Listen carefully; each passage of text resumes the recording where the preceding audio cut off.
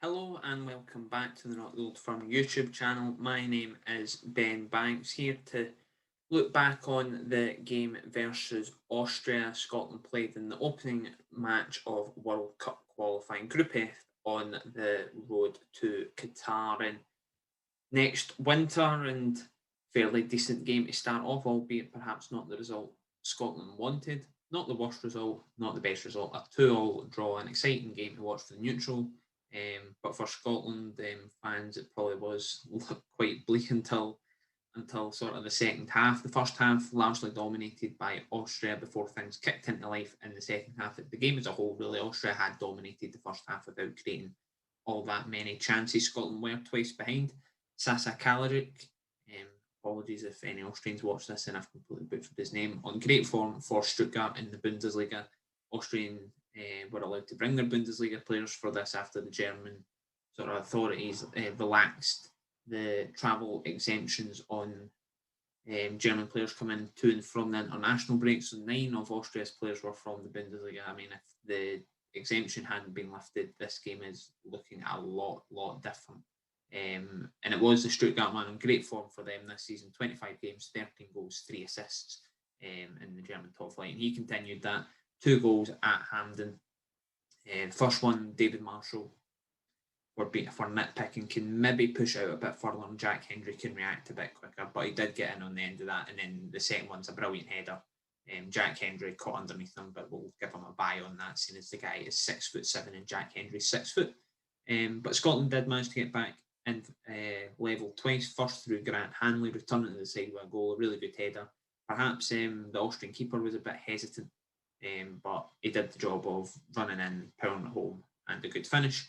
And also the one everybody's talking about, 4 minutes left, Ryan Christie puts the ball back in off the back of Andy Robertson's set piece, and John McGinn overhead kick and into the back of the net. He said that perhaps he only tried it because he thought it was offside. Turns out it wasn't offside, and it was a goal, and a very crucial one at that. Secures Scotland a point, but perhaps weirdly enough, it stops Austria getting 3, takes 2 points off them, which is probably the most crucial thing out of this. So yeah, just to look back on it, a few talking points of it. The starting 11 definitely brought about some questions. Declan Gallagher, usual starter in Clark's teams, drops out. McTominay moved into midfield as well. Ryan Jack was injured. Callum McGregor usually starts as well. So those sort of 3 weren't involved from the start. And Ryan Jack obviously dropped out the squad earlier this week due to injury. But Grant Hanley came in, as did Jack Hendry, for their first starts in a wee while. Jack Hendry back in the side after his form in Ostend in Belgium, whereas Grant Hanley's been captain of an Norwich City team that look bound to go up to the Premier League again. So he deserves his chance again. I know he's had criticism on the international stage, but I thought both of them, Jack Hendry perhaps could have done a wee bit better for one of the goals. Some might say he could have done better for both goals, although I think that's a bit harsh given the size difference he was up against. But Grant Hanley especially did fairly well. Looked a bit nervy early on, but sort of grew into the game as it went on. And yeah, it was fairly solid all in. Don't think you can really complain too much about the Scotland performance. It was a slow start. Definitely Austria looked much better than they perhaps are. They are a very good team. They've got lots of Bundesliga players. David Alaba, who's still on the floor after Mullow fullback Stephen O'Donnell ripped him a new one. There's a sentence you probably thought you'd never hear. Yeah, they've got great players playing in the Europa League. Obviously gave the Alabas the star man, but he perhaps wasn't the most impressive. I think the goal scorer Kalajic was a real handful. You can see why he's playing so well in the Bundesliga. I don't watch a lot of the German top flight, if I'm being completely honest, but I know enough about it to know that you need to be a half decent player to score pretty much a goal every other game. His size was a complete nightmare for Scotland to handle, as well as that he's very handy on the ball. So he was the real key man for them. And Grealish in midfield as well looked like a very decent player. But I don't think they were. I think some people perhaps thought that Austria, even though Denmark are the top seeds in this group, that Austria and Denmark, there's much of a muchness. Perhaps Austria are a wee bit stronger than Denmark. Watching the Denmark-Israel game, Denmark looked very, very good. Looking at their team, it's a really stacked team. I think people perhaps them a wee bit. Are they better to get than the likes of Portugal and France is your top seed. Definitely, you can't argue with that. But that's not to say they're a bad team. They look very good. And Austria, well, are a decent team, are a strong squad.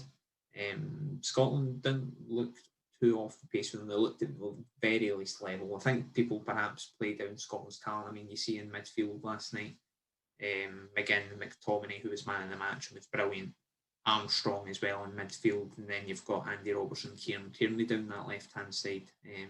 Suppose people will argue it's a bit top-heavy. You've got a world-class left-hand side, but then you've got Muller full-back, Stephen O'Donnell, Norwich City defender, Grant Hanley on the right-hand side, which I think is a bit unfair because I thought both of them played quite well.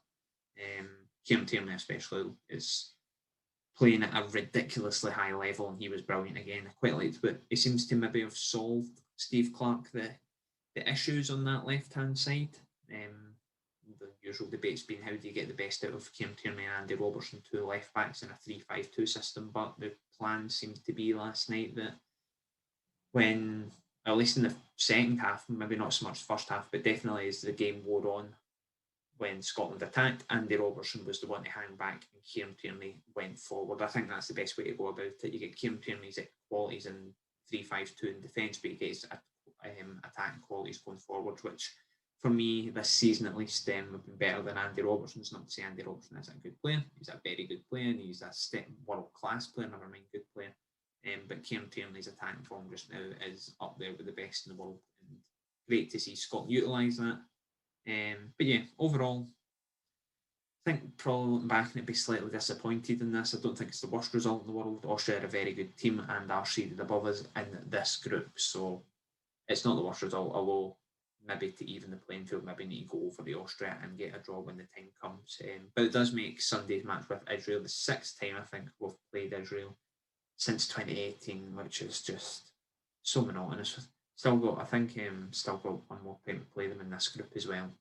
Hopefully after that we can have a long layoff from each other because Scotland know a lot about Israel.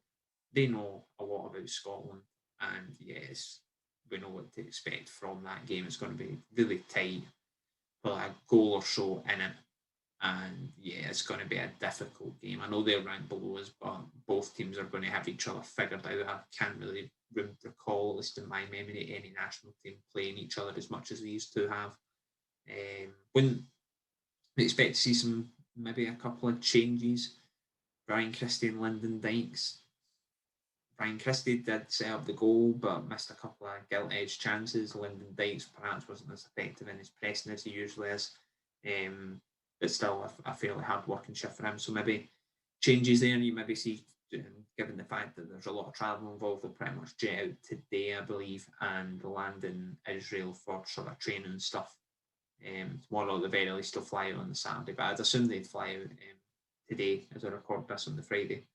And yeah, that's going to be a pretty difficult game. Maybe you'll see Stuart Armstrong drop out for a more defensive look. You'll maybe see Callum McGregor come on, or Kenny McLean even as an alternative. I don't know, maybe just wait international exertions. You might see one of the defenders drop out after their first game at this level in a wee while. So, don't know, we'll need to see. But one to look forward to. We'll have a reaction to that on the Monday morning to that one as well as some sort of stuff on our Twitter and things like that. So do check out all the links in the description for all your Not Ruled Firm stuff. As well as that, check out our exclusive interview with Scott Brown, former Aberdeen goalkeeper. Quite an honest chat. Don't get confused with the other Aberdeen announcement earlier this week. But yeah, do check that out. And that'll be us for this quick review of the Scotland match last night. Hope you have enjoyed. Do remember to like this video, subscribe to the channel, and until next time, take it easy.